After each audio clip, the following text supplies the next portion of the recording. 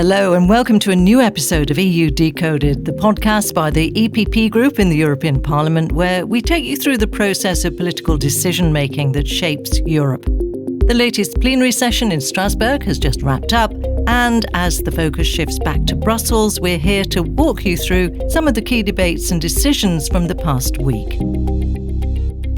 One of the most important votes this week was on new legislation to fight child sexual abuse, and it passed with overwhelming support. 599 votes in favour, just 2 against, and 62 abstentions. The Parliament's chief negotiator on this file, the EPP Group's Jeroen Lenaers, spoke about what these changes mean and why they matter.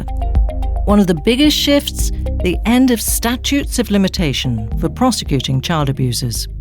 One very specific thing about victims of child sexual abuse, that very often they are only ready much later in life to come forward and to file charges against the perpetrators.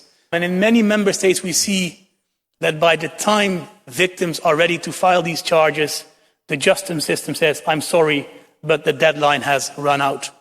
And there cannot be a deadline for justice when it comes to child sexual abuse. Another major concern that's come to light, the rise of AI-generated child abuse material. It's a deeply disturbing trend. Reports show a spike of over 1,000% in just the past year. The EPP Group is calling for this type of content to be treated just as seriously as real-world child abuse material because the harm is real. And it doesn't stop there. In some of the darkest corners of the internet, so-called instruction manuals exist freely, offering step-by-step guides on how to commit these crimes and avoid getting caught. Well, the message from the Parliament is clear. This has to stop. A couple of years ago, I met a father whose child, a little girl, was abused.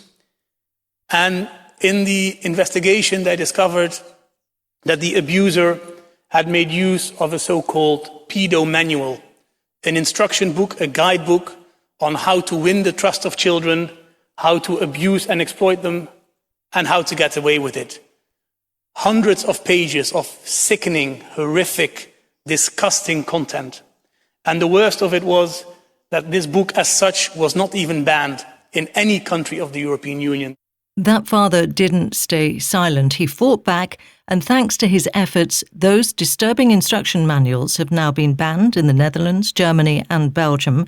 And now with the changes proposed by the European Parliament, that ban could apply across all EU countries. But the new rules go further. They're also about protecting victims, strengthening support systems, improving access to justice, and making sure every EU country has effective hotlines to report abuse. The legislation would also require governments of member states to act quickly to identify and take down web pages containing child sexual abuse material as quickly as possible. The EPP Group has underlined its commitment to stay firm in protecting children now and in the future. As the world faces yet another wave of instability, security and defence are once again taking centre stage, and not just in Europe but globally. In this context, members of the European Parliament turned their focus to the upcoming NATO summit. Nicolas Pascual de la Parte, the EPP Group's lead on security and defence, made a clear call. He says Europe needs to deepen its ties with the United States, especially when it comes to defending shared values and responding to global threats. We have to ask ourselves why NATO has been the most successful defence organisation ever in history. I think that out of 3 elements.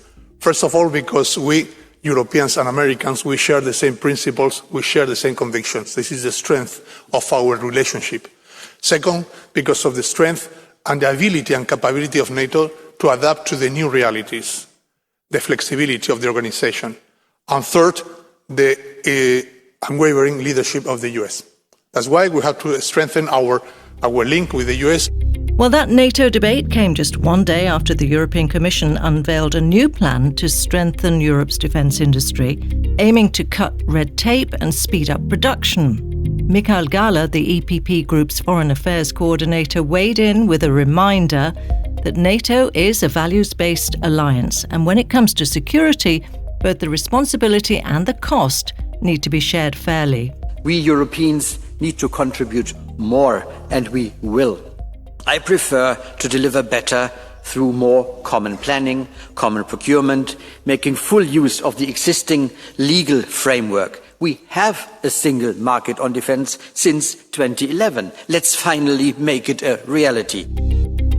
Meanwhile, the situation in Spain is reaching boiling point, and the EU can't remain silent in the face of worrying developments, corruption, attacks on judges and institutional degradation. The EPP Group's Vice Chair in charge of Legal and Home Affairs, Tomas Tobé, called it as it is. We have a serious problem with rule of law in Spain. Corruption, abuse of power, weakening of institutions. This House and Commission can no longer stay silent. The escalating corruption scandal linked to the Spanish Prime Minister, his close relatives, his party and government are frankly speaking unacceptable.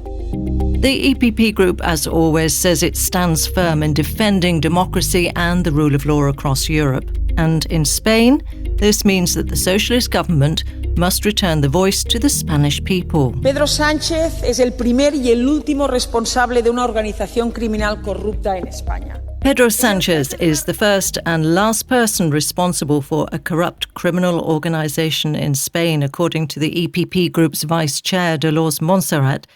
She reminded everyone of all the recent scandals in her country, involving the right-hand man of Sánchez, his minister, his wife, his brother, and so on. The EPP Group says it will firmly stand with all Spaniards in defending democracy and the rule of law. Talks are also ramping up around the next long-term EU budget, and this week the EPP Group laid out its position. One thing is clear: the group won't back national plans that ignore the bigger European picture or sideline local and regional authorities. As EPP Chairman Manfred Weber put it, the EU budget is not a cash machine for member states. This is the real top issue in the next upcoming weeks for us on European level. How do we want to spend money in the upcoming years? Let me underline that for us as EPP Group, we insist to have really dedicated specific financing programs for cohesion, for agriculture policies and for Horizon. So the three big blocks must stay. We support overreaching ideas, for example, on more flexibility inside of the budget. But again, the European budget cannot become a cash machine for the national level.